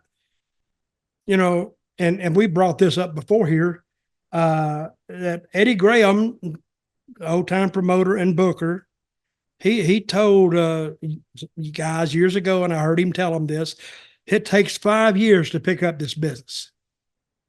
And it's almost true now. That's why they keep NXT guys so long, so they can pick up as much as they can. I think they hold on them too long because if you've had 2 years of wrestling training, you need to be working somewhere. It don't take you that long to learn it. But Logan Paul came along with a plan, with a business plan that he presented to WWE and said, "Hey, let's get started in this and see what happens." And it's worked, and it's worked for WWE and it's worked for Logan Paul. So Logan Paul says, "I'm the best in WWE, but at least I'm a top fiver." In your opinion, of all the workers in WWE, all the wrestlers in WWE, is Logan Paul in the top 5? He's in the top 10 without even thinking. I'd have to. You gotta see where they're using him. But right now he's not on TV, but he's coming back.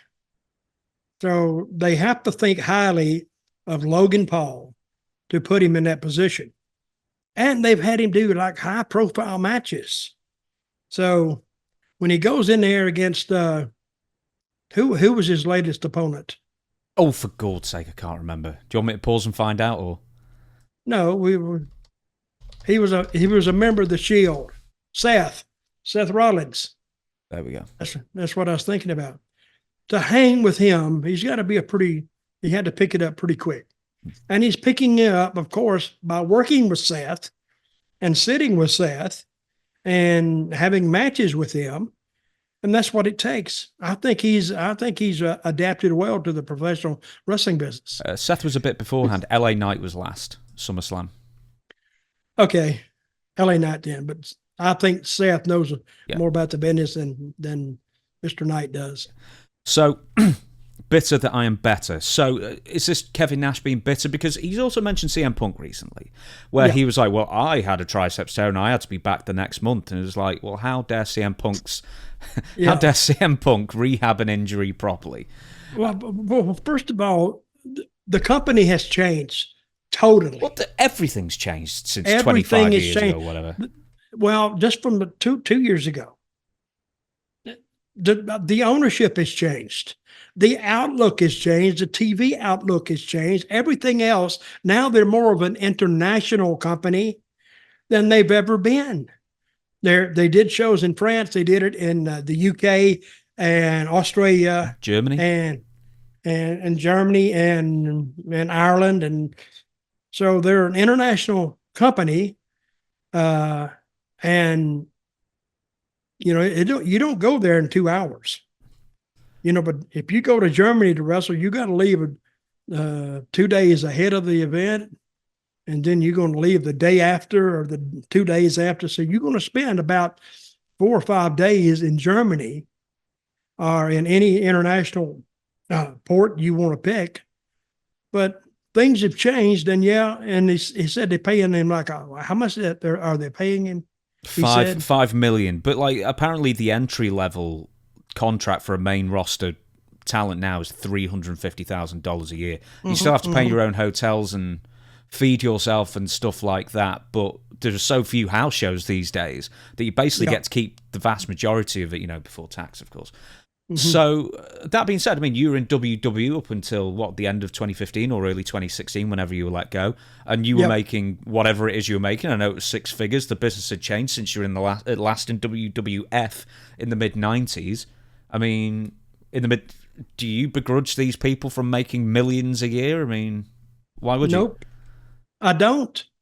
Make as much money as you can, as quick as you can. And then when you get out, start your business, get you another a line of employment or how to make a few bucks, write a book, do this, do that. Because we've all had to do that because my money from wrestling has run out years ago. Whatever, I had saved up for a rainy day. Well, I had to live on it. But you got to get through whatever is right ahead of you, and it ran out years ago.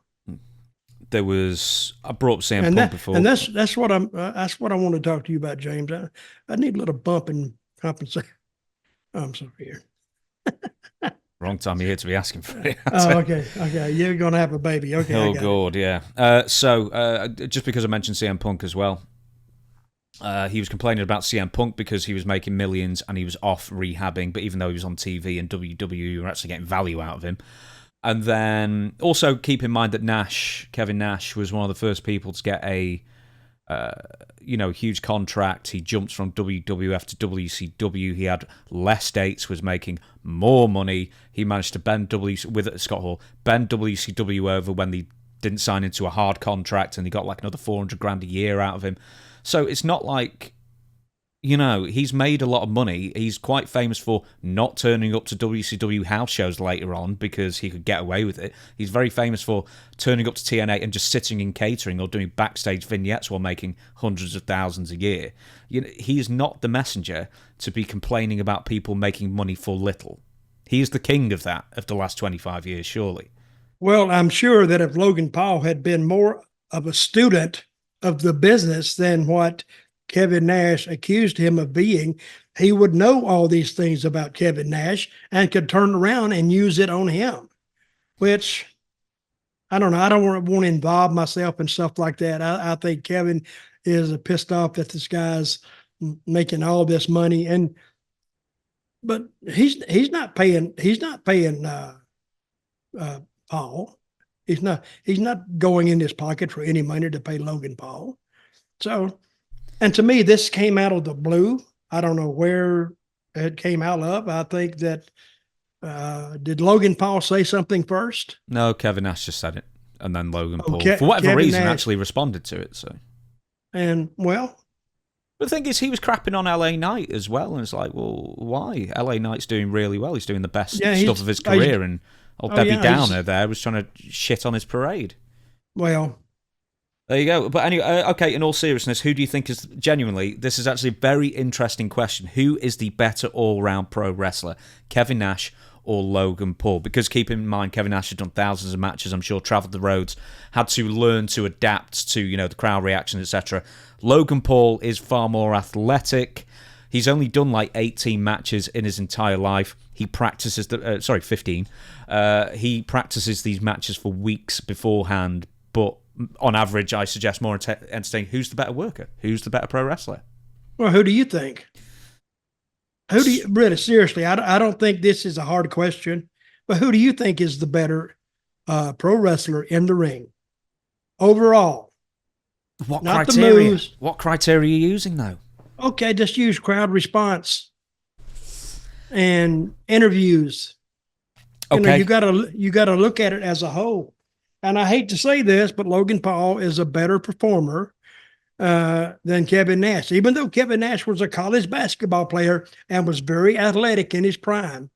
And I brought this up before. He's not going to do the moves that Logan Paul would do. And I think he got into business. I forgot how he told me how he got into business. And he learned by trial by fire. I don't think he went to a training course or anything. He learned as he was like OJT training, on the job training, OTJ, on the job training. And that's how he learned it. Logan Paul, as what you just said, he has worked for weeks on one match. So he's got it set down to what he needs to do, and he's taking tips from, and he's got a crowd reaction when he goes out there. They're used to seeing him on social media and all those video clips he and his brother used to do. I mean, they had a huge following before WWE, and so they just brought that with them. So I mean, it's not that he was dying to make money. He was making money, but he wants to go and he wants to be a wrestler, and he has improved more in 2 years than most guys do in 5. We're going to talk about 2 more bits of news, then we're going to close down the show. And I sent you a segment. Gunther interrupts Bret Hart. Bret Hart comes out, hometown crowd, Calgary. I think that building's being torn down, or am I going crazy? Or have I just added that bit of story? I think you're going crazy. Okay, I'm going crazy. Anyway, well, he was in Calgary. Raw was in Calgary. He comes out. He's with, I nearly called him Stu as well, Wade Barrett. And, thanks to the crowd. And then he's interrupted by Gunther. So, you watched the segment. Give us a full rundown of what happened and what you thought of it. I thought it very well done. Very well done. Because Bret Hart is a hero. And where were they? In Calgary? Mm-hmm. Calgary. He is a hero there, not only for the old days with his dad and Stampede Wrestling, but he's a hero there because of his WWF run, and he became famous when he slapped Vince and all this kind of stuff. So he's got a history, and he's always defending Canada. So when what was his name? Gunther. Gunther Your interrupted favorite him. as well. Oh, I love Gunther. So when Gunther interrupted him, it was a go right there. It was a win for Gunther right there. It was a win for Bret Hart, because now that they have a clear bad guy and they have a clear good guy, but nobody knew what was going to happen. But I don't think anybody thought that he would lay hand. Oh, some people did probably, that he would try to beat up Bret, but he didn't have to, because out came Sami Zayn. And he had on a jersey of the NHL player that just got killed in a car wreck, I think. Yeah, so this wasn't a big story over here, but I gather it's a massive story over in the States. Massive story. So what happened? Was he cycling or something, this fella? I guess. And I didn't even know who he was, because I'm not a big hockey fan. I don't understand hockey other than the fights like everybody else, I think, in America. But he was a huge soccer star. Hockey. A hockey star. And Sami Zayn wore his jersey out there as a tribute to him, and to say a few things to Gunther. It was very, very well paced, well written, well orchestrated, well produced. And, I'm always the one for the stories. Now they got a story. And now you got Canada as a country totally against Gunther. So if they have any shows up there or any pay-per-views, and now they can work Sami Zayn back into the big time lineup, and that gives Gunther another step to go up or go over, and I think it helps everybody involved. So I really enjoyed. And even though I know that this is written, I know movies are written too. I know everything else is written that's on TV, but I don't know what's going to happen, and I'm watching to see where they take it. And I think they took it to a good spot, and it helped everybody involved. And Bret just didn't get out there and say, yeah, I love you people, and this, that, and the other. And because he was interrupted with Gunther. And when he said who he respects more in the business was Goldberg brother, I think everybody in the world that even knows anything about wrestling knew what that meant. And that's what brought Sami Zayn out. And Gunther's a pretty good talker, just off the cuff. I don't know, this was all laid down for him, but still well produced. He's really upped his game recently in this last year with the interviews. It's not like he's over the top or anything, but he's confident enough.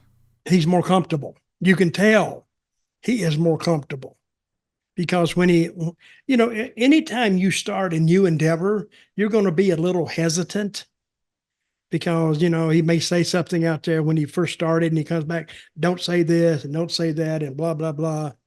But Triple H is the big guy to do that. He can say, come here a minute. And he doesn't say, hey, don't say that, you moron. Like Vince would cuss him out. Literally cuss him out sometimes. But Triple H never does that. He said, you'll be better off not saying this and not saying that. And then he put you with a speech, not a speech coach, but somebody who can teach you a little bit about timing, and then you go from there. But this came off perfect. I don't think they could have asked for any better. I also want to make mention that Bret, in the lead up to when Gunther was going to say Goldberg, he's just smiling, because Bret is the absolute worst at keeping a straight face in these promos. But it's charming the way he does it, because he knows where it's going, and he cannot stop himself. So he's just grinning from ear to ear, and then go like that afterwards. But yeah, the whole Goldberg line I didn't see coming. I thought it was great. No, I didn't see that coming either. But when he delivered it, you could hear that crowd go, ooh, they came in on him. So if he wasn't a heel before, which he was, he was a bigger heel by the time it was over. We're going to talk about one more thing, then we're going to close down. So WWE is reducing house shows, as you actually said before as well. Wrestle Talk, Yep. speaking at the this is the write-up Wrestle Talk has done. Speaking at the Goldman Sachs Communicopia and Technology Conference, easy for me to say, TKO President Mark Shapiro noted that the company is looking to only host around 200 live events in the year 2025, down from around 250 they did the year before. This year currently. I know you said 300 to 250, but it's 250 to 200. Apparently. 25 of those will be pay-per-views. Hmm? The 2-night pay-per-views. And NXT specials. And the Raws, that's 50. SmackDown. And SmackDowns is 50. That's 120. NXT and weekly. NXT. So they're only going to do actually, I think they'll eventually get rid of just standalone paper events on their own altogether. Well, that's what I'm going to bring up in a minute. I'll just give you the quote I'm first. going to call damn Triple H right now. You want a Legends deal from him? Give me the bell. Yeah. Did you hear that? Okay, I'll call you back later. Yeah, you've got to get that Legends deal, man. So Mark Shapiro said, we're cutting events at WWE. We're taking our low margin, marginally profitable events on televised events that Vince McMahon put in place to grow the brand. You're taking the show on the road. We've got to go to every city we can go to grow the WWE brand. Well, the WWE brand, while we still have to grow it, it's on fire right now. We don't need to carry these marginally profitable events.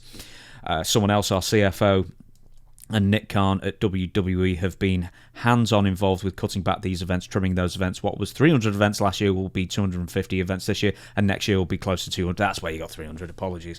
So, having said that, okay, a quote from Mark Shapiro. Vince McMahon put in place to grow the brand, you have to appear in every city. In 2024, do you think that's still true? Who's Mark Shapiro? Oh, he's one of the big wigs at TKO. Oh, okay. So, yeah, do you think that's still an important thing to do, the house shows, hit the smaller towns and cities, give them a live event? Hey, they're doing Saturday night main event. That's going to reach every town in this country. So as far as growing the event, it's on regular channels. You don't need cable to get it. So yeah, that grows the brand more than just going out to every little Tom, Dick, and Harry little way station you can find. I think the smallest town they should ever go to is got to be at least 200,000 population, at least. So, but yeah, that makes them more needed or prestigious if they don't go to all these smaller cities. I think if it was like, I keep going back to the territory days because I'm more familiar with that. But if you went to a little town that hadn't had wrestling ever, yeah, you sold out. It may have had a 1,500 capacity gym, but you'd turn them away. If you went back a week later, you'd have about, if you had 2,000 in the building, you'd have maybe 500 because they've seen it. They've seen the circus, so they're gone. I had a feeling once the bean counters got in charge and, Vince McMahon sold WWE to TKO or you amalgamated or whatever it was, that they were going to really be making cutbacks on the house shows. I mean, to a point, do you think that's a shame? For a couple of different reasons, in the sense of, I mean, forget about the fans who are missing out maybe on a live experience who don't live near a big city. But what about some of the wrestlers on the main roster that really need the reps? So, and now they're only going to be getting, maybe 2 matches a month? Well, I don't know about that. I have no idea about that. So every time they go to Raw or SmackDown, it's almost like a training session. That's why they have to get there at 12 o'clock and they start going over this match. Because if you've watched SmackDown lately, which I have, or Raw lately, not a lot of glitches and or botches in those matches. There's a few, but if you're going to learn this business, I think you really need the house shows. You really do. So what's to be done then? Because obviously the guys like, Punk or Drew McIntyre or Randy Orton or Cody Rhodes, they don't need the reps anymore. They know what they're doing and they've got time. But the town is not going to be productive unless you have those names on the card. Hmm. Why would you come to see a bunch of underneath, I call it underneath, like third and fourth match guys and it's kind of embarrassing when it doesn't do well. But if you have the big stars there, if you had like, Roman Reigns and you had Cody Rhodes, and it's an A list. So if you're in a small town, you can go over there to the municipal building and you can see all these stars and actually, take pictures of them and get close to them. Is this going to change? Two matches. You take the top two matches away. You take the Roman Reigns and the Codys and the Gunthers and the CM Punks. You take that out. You got a bunch of I say underneath, the underneath goes up to like the second match from the top, somewhere in there. But you can see those guys on TV, and it's not a big deal. Do you think this is going to change the nature of the business? Because AEW already barely do house shows. I mean, barely. They're nearly all TV tapings. WWE, over the course of a year, is cutting down from 300 to 200 eventually, or 2 years. No. So now how does it work as far as matches? Now you're basically no longer listening to the crowd. You're now listening to the referee via earpiece, what they want you to do in the back. So really, you're just following instructions all the time now, and you've got to hit your cues every single week. So now you're only wrestling for a television time limit. The house shows, I think you're more on your own. You're freelancing then. You're just going out there and they will tell you, listen to this crowd. Don't listen to what the referee's saying, even though you're going to do that on TV.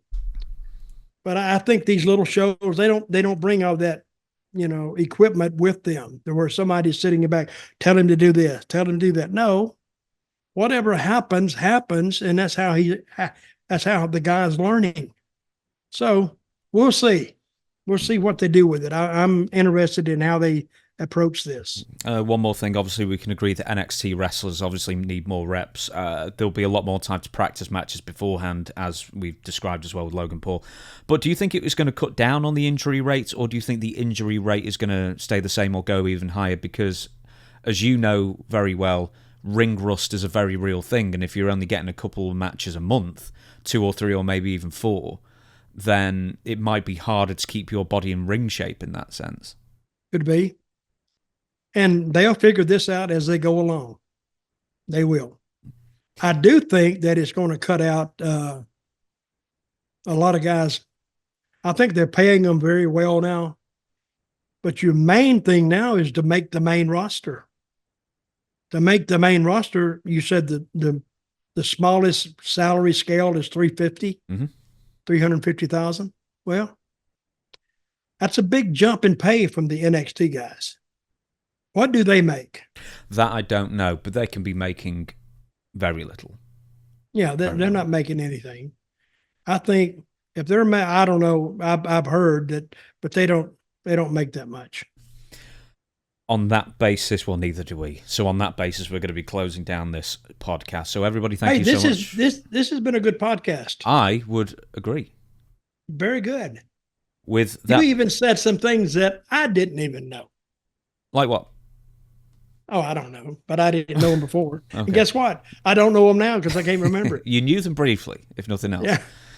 On that basis, everybody, will catch you again for Tuesday's Ask Dutch Anything. And if you want to write an email into the show, specifically a question for the Dirty Dutchman himself to answer, you go to questionsfordutch@gmail.com. That is questionsfordutch@gmail.com. Until then, we'll see you Tuesday. Dutch, we the people.